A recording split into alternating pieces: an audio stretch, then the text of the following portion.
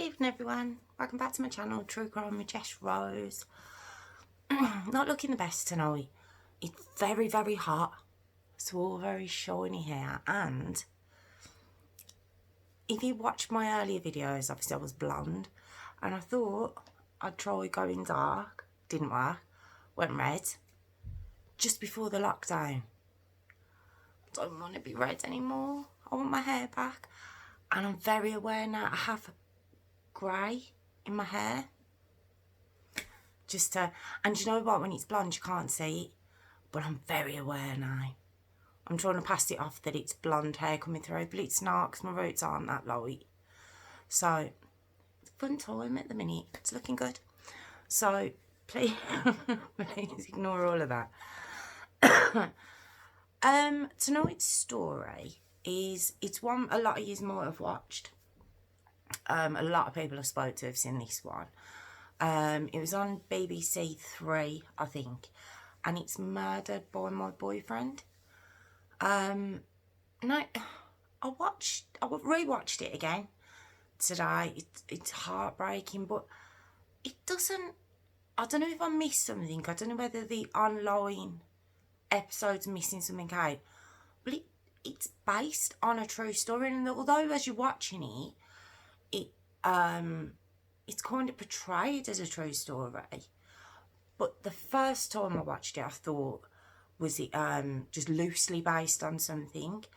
And then I rewatched it again today, and it just doesn't state the girl's name. It's a true story. It's real. There's a very vague image in my head of the first time I watched it, and I'm sure I've seen the girl the drama's based on, but in the one I've seen online it doesn't show her or him or anything. So in case that's the version you've watched, it is based on a very true story, literally line by line, which is frightening. And it's the story of Casey Brittle. Like I say, it's BBC3, Murdered by My Boyfriend, but on the online one doesn't say her name, which I don't like that. I think it should be quite clear from the beginning that it's based on a real story. Now in the drama, it's only a docudrama, because dramas aren't real normally, are they? So it's kind of a docudrama, I suppose you call it. Casey's character is called Ashley, and Sanchez Williams' character is called Reese. What it is, the family agreed with the producer, director and editor and everyone of this docudrama to let them do the story, but they wanted the names changed. They just didn't want the names to be the same, which you can understand. But yeah, it's 100% a true story. Her real name was Casey Brittle. And a lot of the stuff from what you watch. Sorry, I've got to fix this. I did fix it before I started. I feel like half my head's missing. There we go. Where was I? Yeah, Casey Brittle. Doesn't say a lot of her early years. I have looked. I don't know if I've missed something, but it doesn't give a lot of her early years. But at 17, she's popular. She's going to college. She's so pretty. I mean, the actress who plays her, who plays the character of Ashley, who's obviously Casey, gorgeous girl, and she's stunning, absolutely stunning looking girl, and very sweet. They say that the actress portrayed her so well, so you can imagine you were drawn to her personality. She was just, you could see she'd do anything for anyone. Really sweet, very mature girl, wanted to open her own salon when by the time she was 25. That's what she was doing at college. She had a real flair for it. But when Casey was 17, she met a lad called Sanchez Williams. Now, this was in 2006. And at the time, Sanchez was 23. So obviously, 6 years difference. No, 6 years isn't a massive gap if, say, she was 27, he was 33. But I think 17 and 23, there's a lot of growing up to be done there. So, you know, the age gap, I suppose, would be more noticeable. But he was very charming, you know, made her feel so special. And basically, she met him at a house party. You know, like I say, the story on the drama is so similar to how it really happened, that she did meet him at a party, and you know, she caught his eye. He's obviously older, he's driving, and yeah, when she met him at the house party, it was kind of quite brief, and then they met each other again and swapped numbers, and before you know it, they're seeing each other. Now, Sanchez was a very violent boy, very violent man. He had a history of violence against women, against ex-girlfriends. You know, he wasn't a stranger to the police, but he kind of, he'd hided. He kept it hidden. Sorry, brain block there. He kept it hidden. Not for long, and it shows that after 3 months, so very low in the relationship, Casey gets pregnant, and she's 17. She's got her future laid out for her, and she doesn't want to go through with the pregnancy, and he's very controlling, so he makes her feel bad. He makes her feel that, you know, this could be our chance to be a family, we can be together, and you're gonna ruin it, and talks around. Now, Casey looks like she's only 17, and her mum, Victoria Blower, her mum's name is, and she doesn't want her to go through with it either. You know, she says, you've just met him. Casey said she loves him, and, you know, she goes on with it. She goes on with the pregnancy. During the pregnancy, so it's 6 months into the relationship, so she's only 3 months gone.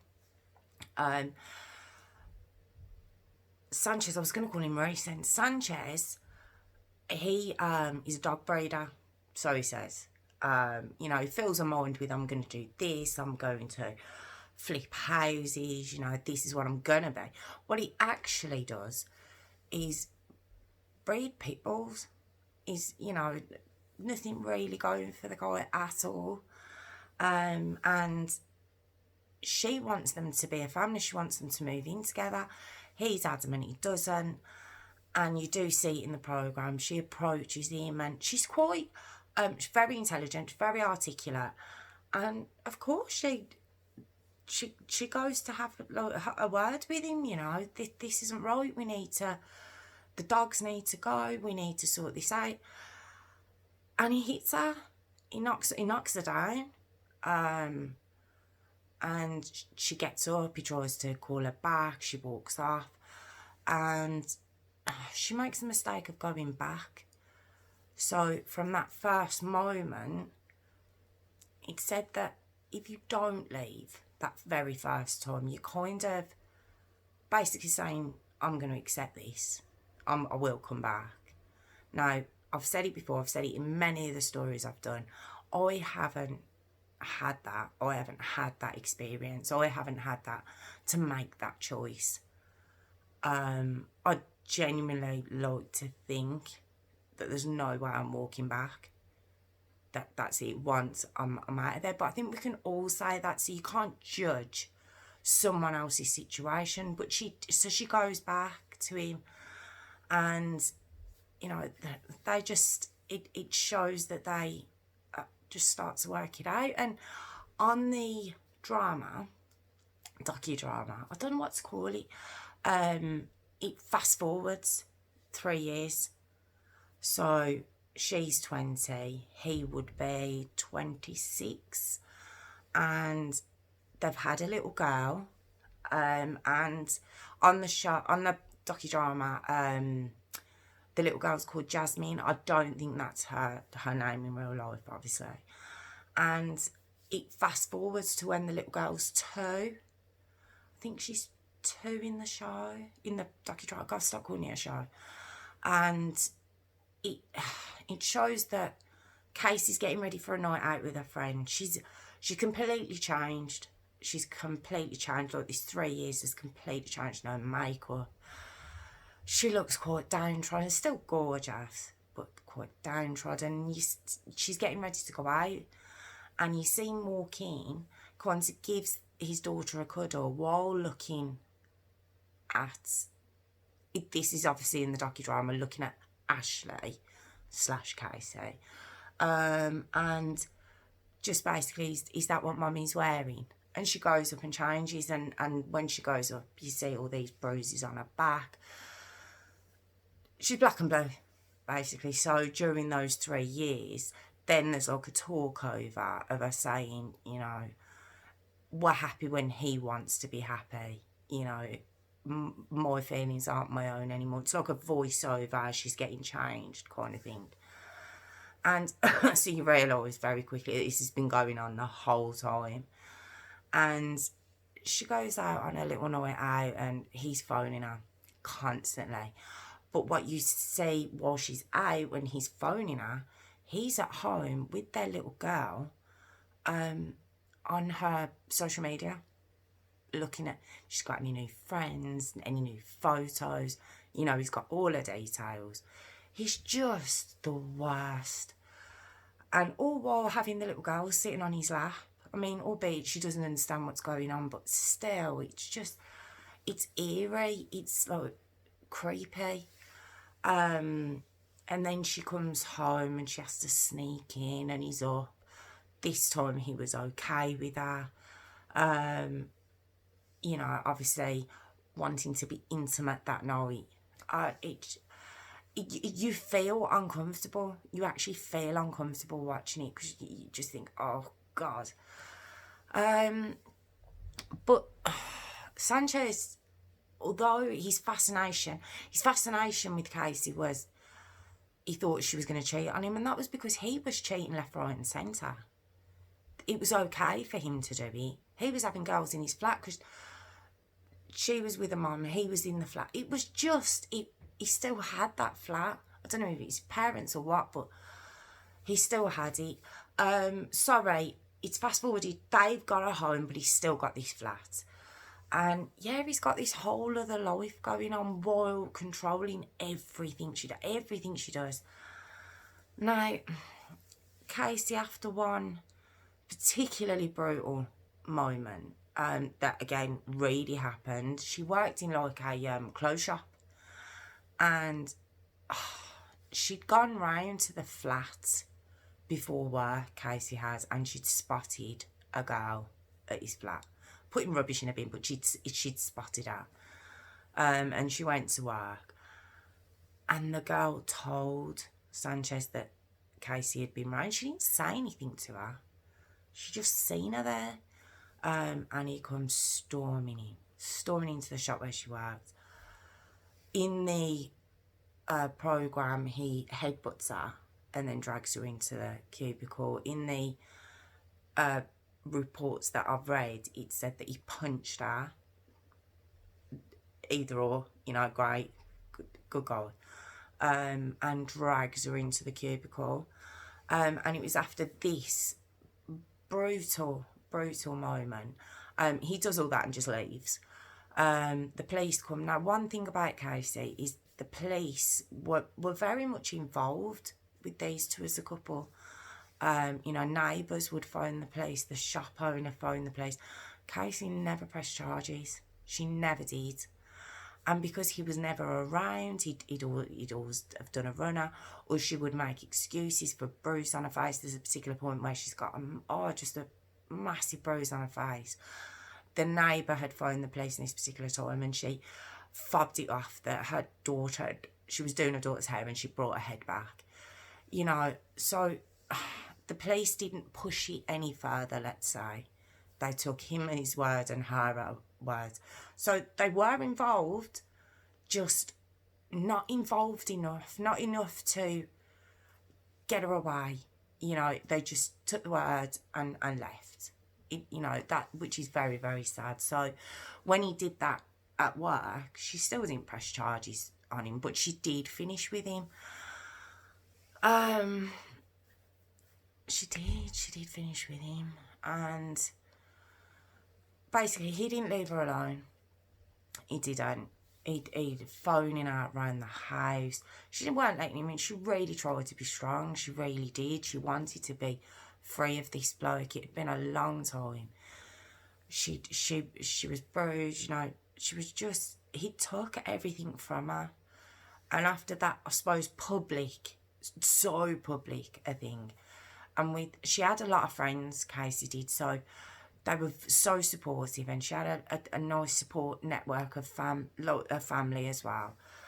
And she tried to stay strong, but he wouldn't leave her alone. He was constantly there.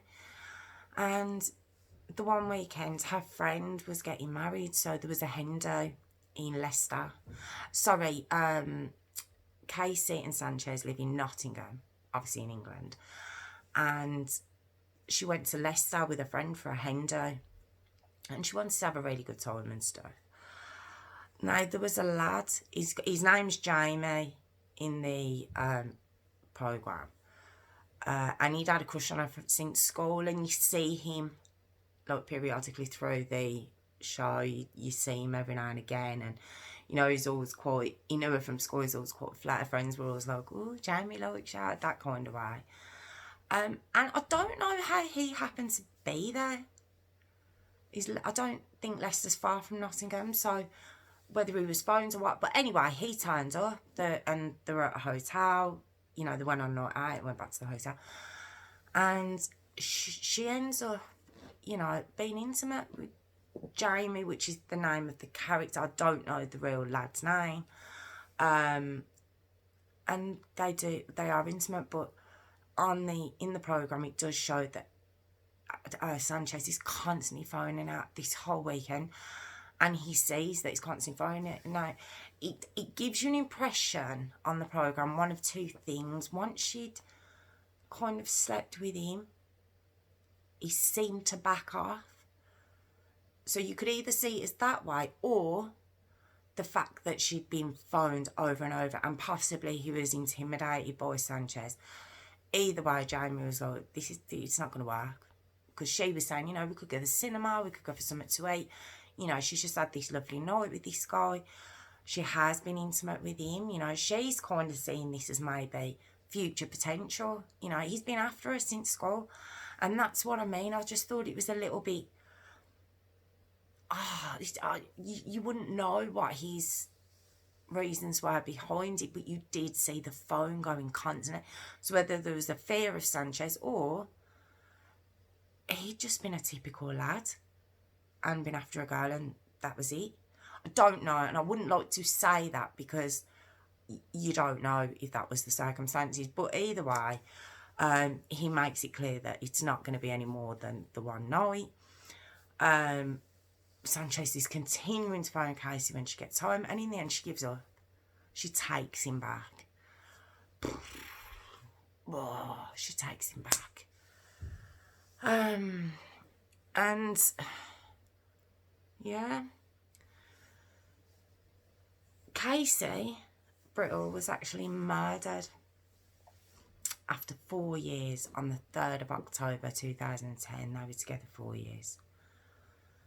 And what had happened is when they'd got back together, Sanchez was obsessed with knowing had she done anything while they were on a break, as he said. He classed it as on a break.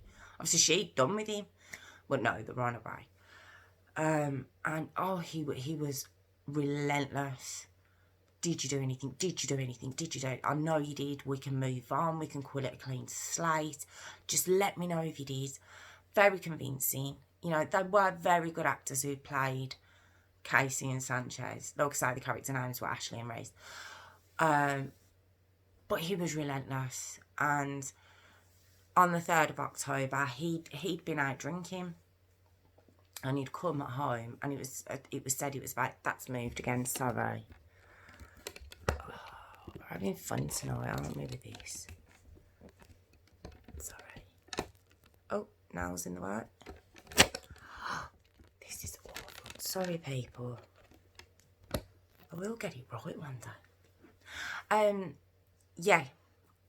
So he's come home, and 3rd of October 2010, and he's come home, and he's obviously drunk, and he kind of comes into the bedroom, and the reason in the programme it shows what was said and how it played out, and the reason we know that it's a fact that it played out that way, the walls must have been very thin, but the neighbour heard everything, so was obviously able to put that forward, and that's how we know what happened that night. And he was screaming at her in the bedroom, just tell me, we can wipe the slate clean, I know you did it, I know you did something. Neighbour said she was, you know, crying, no, nothing happened. Now in the programme, eventually she says, yes I did sleep with someone. Now, what I've read, it doesn't say that she said that. So I'm not too sure how they knew that she'd said yes. I'm assuming because it is based on facts that she must have said yes and admitted what had happened. And that was it. He punched and kicked that poor girl till there was nothing left of her. Now, don't forget their 2-year-old daughter's in the house. And in the programme it shows the little girl walking into the bedroom while this is going on, and you see him stop what he's doing, get up and walk her back to her bedroom. Doesn't close the door, just walks her back to her bedroom. In fact, it's said that she walked back into that room 4 times. 4 times. She was two. 4 times she walked back into that room while he was beaten. It's said that the whole thing went on for about 40 minutes. It finished about 5:10 in the morning. Everything went silent. And the neighbour said that what you could actually hear through the walls is, I want my mummy, from this little 2-year-old girl. It's just so sad. So 4 times she walked in, and you do see in the programme that he's punching and he's kicking her. Then he gets an ironing board of all things, and you know, it kind of, there's like a sharper bit, like a square bit, and then it comes down, doesn't it? And it shows him hitting her with that. Poor. And then he leaves the house. And when, I think it was him that phoned the ambulance, because it doesn't say anyone else did. I don't know if the neighbour did. I don't think it could have been the neighbour, because their daughter, who went into their bedroom after the dad had left, was found asleep at the foot of the bed with her mum dying on the floor. 2 hours. 2 hours he left her. It was said that if an ambulance had been phoned straight away, she could have survived. But he left the house, and his 2-year-old little daughter,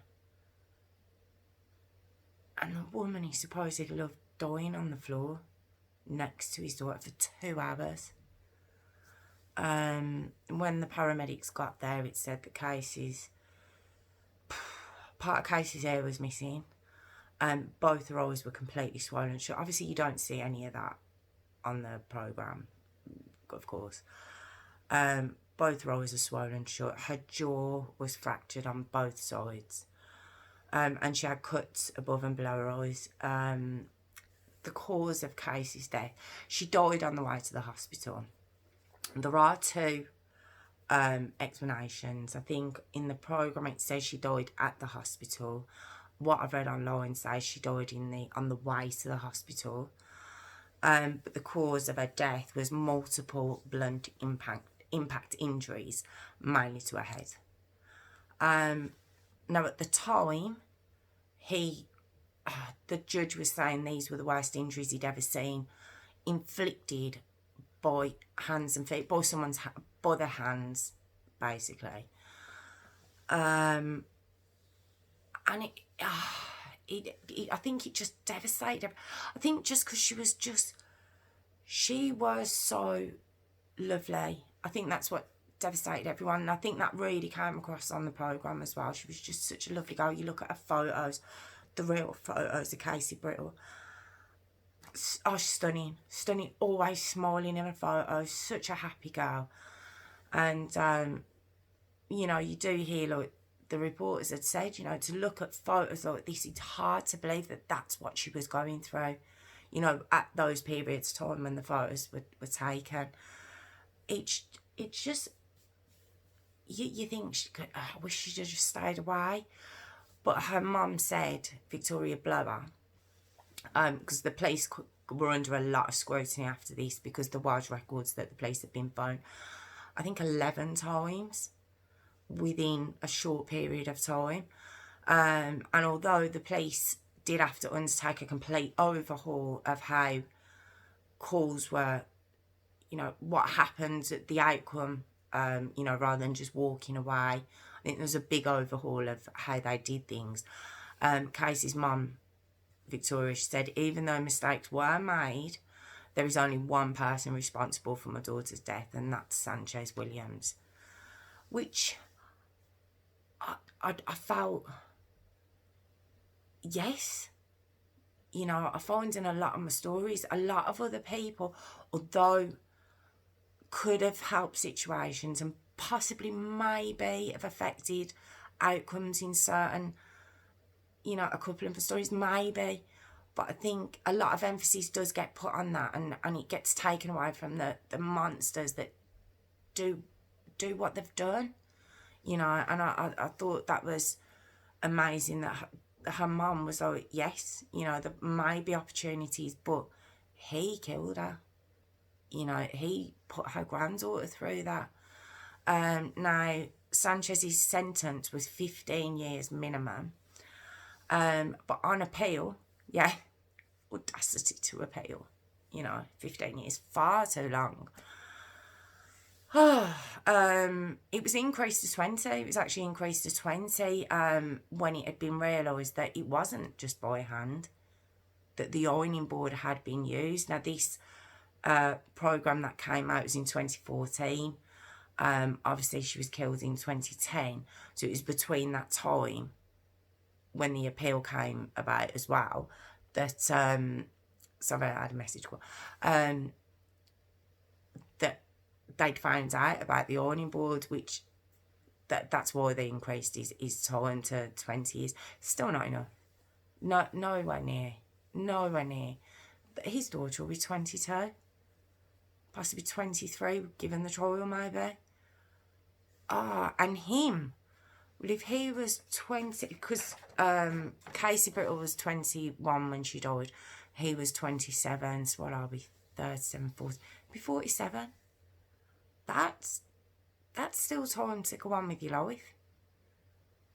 I just think, no, it's just not long enough. It's not, for how brutal it was as well. Yeah. I don't know what else to say. Oh, it's just that, it's that part at the end where I just don't know what to say. It's just, you just wish she'd have stayed away. You just wish she got away. It's just a shame she couldn't get away from him. But when you've got a child as well, I can imagine it being so difficult. And it was said that mind you, it's gonna catch in my throat, because it was said that he was a good father, but how? When it came to it, he left his daughter there. He left her there. Even the last story I did, is Michaela Gore. He took his daughter away and gave her to somebody. He didn't leave her there. He left her there for 2 hours, and it was said she fell asleep next to her mum. 2 years of age. Just devastating story, it really is. And yeah, I just wanted to share it with you in case you'd watched the drama and you wasn't aware that maybe even it was based on facts, or you didn't know who it was based on. So if you do want to look, it is Casey Brittle. And if you do want to look at the programme, the docudrama, like I've said, how many times have I said that? I'm not too sure what word you would use for what it is, but factual drama, maybe. I'm not sure, but you know what I mean. Is murdered by my boyfriend, and I think it's BBC3. Yeah, that's my story of Casey Brittle. Thank you so much for joining me again. I'm sorry I've been sweating through my story again. It's very hot. I mean, we have had storms, but it's still really, really warm. Hope you're all doing okay out there.